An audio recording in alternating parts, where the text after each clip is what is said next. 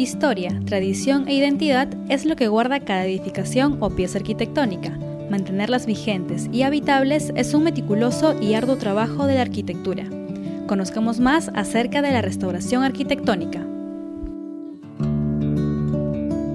La restauración arquitectónica es una especialidad dentro de la arquitectura por la que buscamos regresar o retornar las características originales de un edificio, manteniendo su carácter, manteniendo su estilo, manteniendo sus sistemas constructivos y respetando también sus distintas ocupaciones. En lo que respecta a la casona, estamos hablando de un edificio que tiene cerca de 500 años.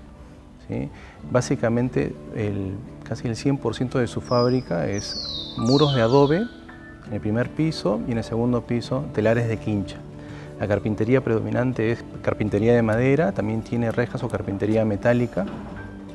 Las columnas que nosotros podemos observar son de bases de piedra o basas de piedra.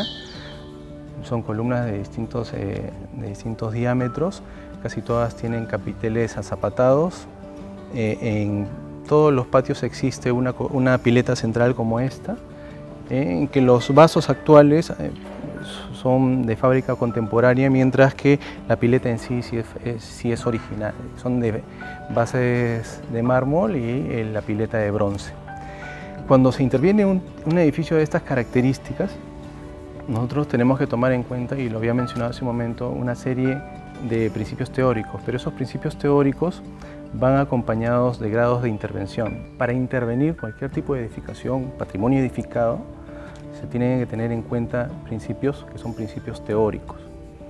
Entonces, uno de los que considero más importantes son los del grupo multidisciplinar, es decir, el arquitecto o el responsable de la restauración no es dueño de la verdad, siempre necesita de trabajar con otros profesionales, porque todos los profesionales tienen una lectura diferente del mismo problema. Es decir, nosotros trabajamos con arqueólogos, con historiadores, con ingenieros, es decir, con el profesional que sea necesario para una propuesta más idónea para el problema específico. Otro principio que es fundamental para las intervenciones es el de respeto a la historicidad del edificio. ¿En qué consiste? Que, como hace un momento yo te comentaba, los edificios no aparecen simplemente de la nada, han tenido un proceso, han tenido una vida útil. Es decir, el edificio que nosotros encontramos al momento que tenemos un proyecto de restauración es la suma de las distintas ocupaciones y la suma de los tiempos que ha transcurrido el edificio, ¿no? Entonces nosotros tenemos que respetar justamente cada una de esas etapas. Cuando nosotros hablamos de preservar, estamos hablando de anticipar, ¿sí? Anticipar que aparezca una serie de procesos de deterioro en los edificios. Para cualquiera, quizás cuando se habla de restauración dice, bueno, eso es solamente para edificios antiguos, edificios viejos, ¿no? Así le dicen, edificios viejos. Y en realidad no lo es. O sea, edificios contemporáneos que tienen 10 años, 15 años, ¿no? A veces requieren técnicas de restauración. En el caso de restaurar, y estamos hablando de patrimonio edificado, considero que es muy importante porque los edificios que tenemos, por ejemplo, en nuestra ciudad, en todo nuestro país, son piezas únicas de otras arquitecturas de otros tiempos, que nos ayudan a entender cómo ha sido la evolución de nuestro propio país, de nuestra propia ciudad, ¿no? Si nosotros no comprendemos cómo se construía anteriormente, qué problemas surgieron a partir de ahí, qué cosas buenas surgieron a partir de ahí, nosotros no podemos aprovechar esa información para las generaciones que vienen, ¿no? Además, los sistemas constructivos que se están perdiendo, justamente por la falta de práctica y porque no se están trasladando a otras generaciones, se pueden recuperar, y eso también es fundamental. Entonces, cuando hablamos de cómo intervenimos, por ejemplo, en este patio, no hablamos solamente de un tipo de intervención. Cada una de esas intervenciones tiene técnicas específicas, pero a su vez esas intervenciones van de la mano con otras. Por ejemplo, nosotros tenemos en cualquier parte de esta galería muro de adobe, cubierta de madera con viguetas y vigas y columnas. Entonces, si yo detecto de que de repente en la parte baja del muro de adobe los adobes se encuentran degradados, se empiezan a desintegrar, se han disgregado, está en un riesgo de colapso. Pone en riesgo la estabilidad estructural de todo el envolvente. Entonces, Lo que tengo que hacer es reintegrar, ¿no? Que es uno de los procedimientos, uno de los tipos de intervención. Tengo que reintegrar la lectura correcta de ese muro, pero para reintegrarla lo que tengo que hacer es sustituir, y ese es otro tipo de intervención, tengo que sustituir las piezas o las unidades de adobe que se encuentran en mal estado. Las retiro, luego tengo que neutralizar o inhibir los procesos de deterioro que puedan tener el muro hacia el interior, sustituyo, coloco nuevos adobes, ¿no? Y ya le he devuelto la estabilidad estructural, ¿no? Al aplicarle elementos nuevos a una fábrica antigua, estoy reestructurando. Es decir, estamos hablando de varias técnicas y varios tipos de intervención a la vez, ¿no? Pero se tienen que dar en conjunto. Esta casona tiene varios patios y algunos de ellos habían intervenido.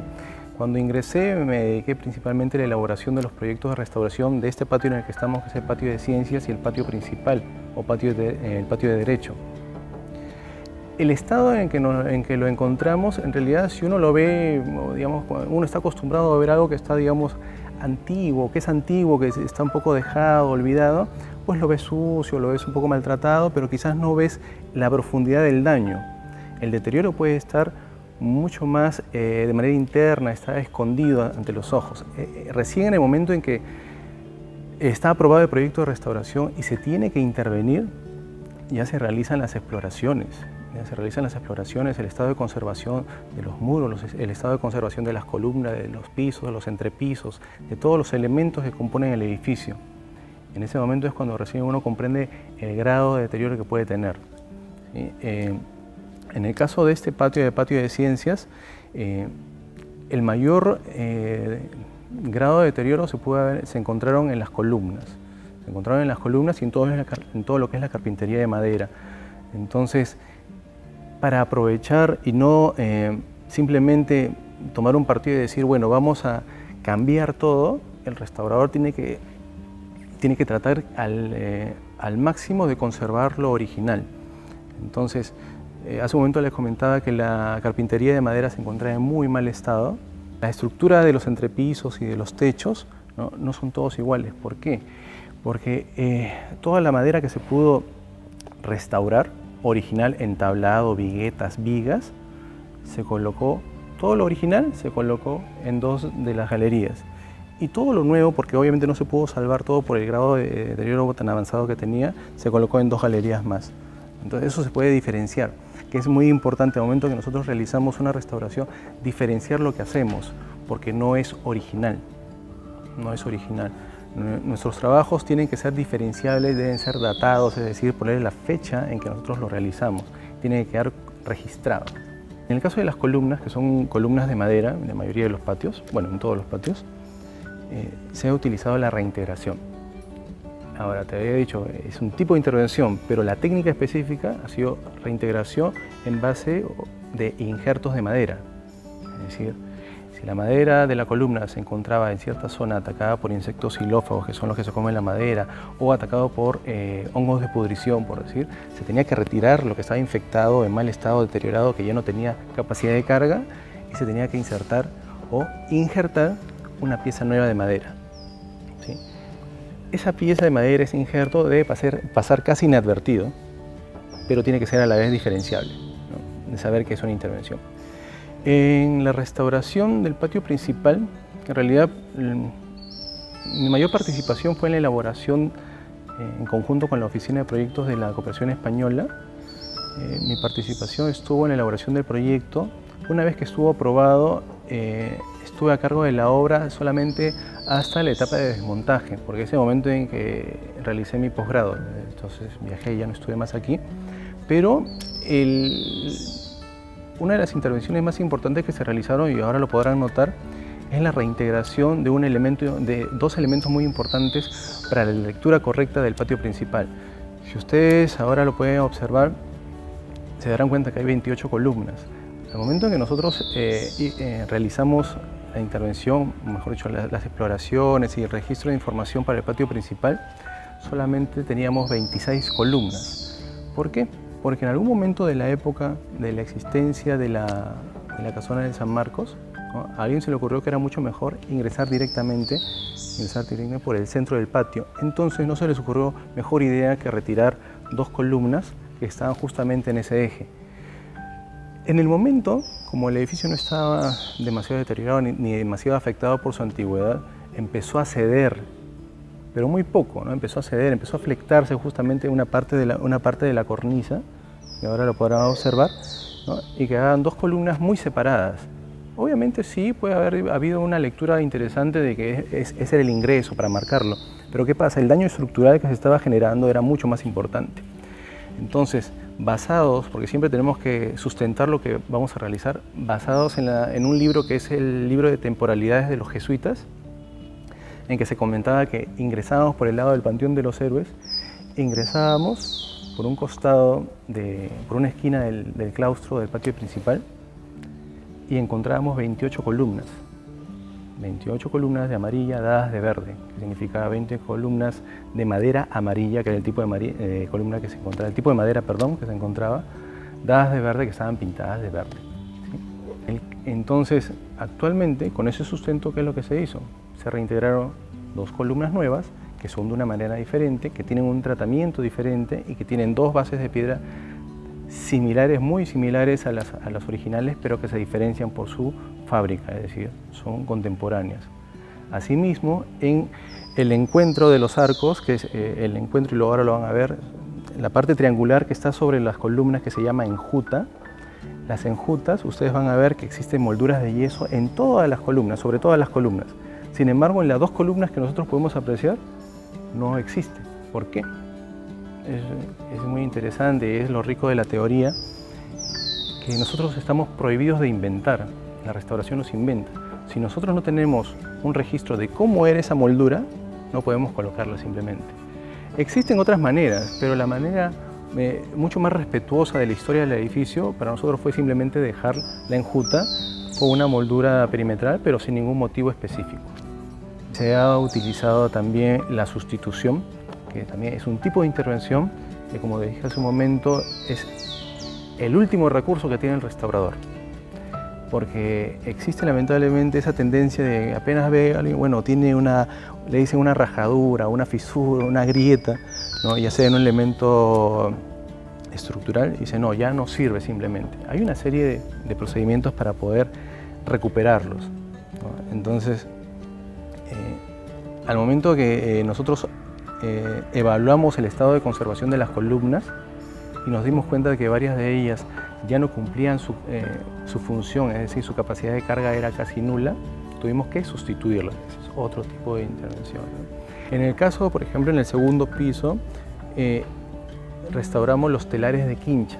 La quincha es una técnica antigua que poco a poco se ha empezado a perder y que no debe suceder eso justamente, porque mucho de nuestro patrimonio está compuesto básicamente de estos telares de quincha. La quincha es una estructura de madera, con un encañado de caña chancada, impermeabilizados los clavos por los cuales se fija la caña a la madera, y se le reviste con barro o con yeso, o con ambos. Entonces, el tipo de restauración que se realizó en los telares de quincha es respetar justamente la estructura original al máximo, es decir, conservando los pies derechos, que son a manera de columnas que tienen de manera interna los telares de quincha. Se respetaron esos pies derechos, se respetaron los transversales, los tornapuntas que también conforman la estructura del telar de quincha. Y en la mayoría de los casos se tuvo que reemplazar o sustituir la caña porque ya se encontraba en muy mal estado, básicamente en estado de pudrición, ¿no? En el caso de la evaluación de los telares de quincha y se encontraba en buen estado de conservación, solamente se tuvo que hacer la reintegración de los revoques de yeso y el tema de la aplicación de la pintura con la que quedaría finalmente el muro, ¿no? Sí, y eso se hace en base a un estudio estratigráfico de capas de color. Otro tipo de intervención que se realizó acá fue la consolidación estructural de los muros, porque si bien es cierto nosotros íbamos a aprovechar la madera antigua pesa menos que la madera nueva, ¿no? Teníamos que reforzar los muros. Estos muros, como tienen algunos siglos de antigüedad, no tenían cimentaciones profundas, entonces lo que se hace son calzaduras, ¿no? Cuando empecé a empaparme en el tema de la restauración, me di cuenta que temas tan delicados como la calzadura de muros en un muro de adobe que tiene 1 metro de ancho por 4,5 o 5 de altura es un tema muy delicado. Es muy delicado. Entonces, si no se sabe el procedimiento teórico, ¿no? El procedimiento teórico, los pasos lógicos a seguir, no se puede realizar. Porque estamos hablando de quitarle el piso, retirar todo el cimiento que tiene sectores y sectores de los muros de adobe, retirarlo y el muro queda en el aire. Eso no se puede hacer simplemente excavando y bueno, ahí está. Tiene un procedimiento, como todo lo que tiene que hacerse en restauración. En el tema específico de la casona de San Marcos, considero que digno de resaltar la participación de la cooperación española. Si no hubiera sido por la iniciativa de la cooperación española con la AESI, no se hubiera realizado esta intervención. La casona estuvo y fue declarada predio ruinoso, es decir, el Congreso hace muchos años dio el visto bueno para que la demuelan y eso no se puede concebir. Y gracias a la cooperación española y a las autoridades de San Marcos se pudo realizar eso, ¿no? También es muy importante resaltar el rol que cumplió la Escuela Taller de Lima, que es otro proyecto de la cooperación española, que es la única institución en nuestra ciudad que forma técnicos operarios en restauración arquitectónica. Algo muy importante dentro de la restauración, no solamente de la casona de San Marcos, sino para cualquier tipo de restauración, es la necesidad de que el edificio sea útil en el siglo XXI. De nada nos sirve a los restauradores restaurar un edificio y que no tenga una utilidad, porque desde el día 1 que nosotros entregamos el edificio empieza a deteriorarse. Si no está ocupado, si no tiene un uso, si no tiene un mantenimiento, empieza a degradarse y su fin va a ser el mismo. Entonces, en ese sentido, la etapa que considero no más complicada, sino más desafiante y de mayor exigencia para el profesional es la inserción de las nuevas tecnologías. Por ejemplo, un edificio de 400, 500 años no está preparado para insertarle redes telefónicas, de internet, electricidad, ¿sí? Aire acondicionado, etc. Es ahí cuando se tiene que utilizar toda la inventiva, toda la creatividad del profesional, sumada a la par con toda su capacidad técnica, con todo su conocimiento técnico y con toda la experiencia. Esa es la etapa que considero fundamental. En ese caso, la casona de San Marcos tiene, ¿no? y se propusieron una serie de medidas para que funcione la biblioteca, el centro de información documental, etcétera, y los talleres. Entonces, para todos esos servicios se tuvo que proponer y se tuvieron que insertar nuevas tecnologías que el edificio no tenía en sus orígenes.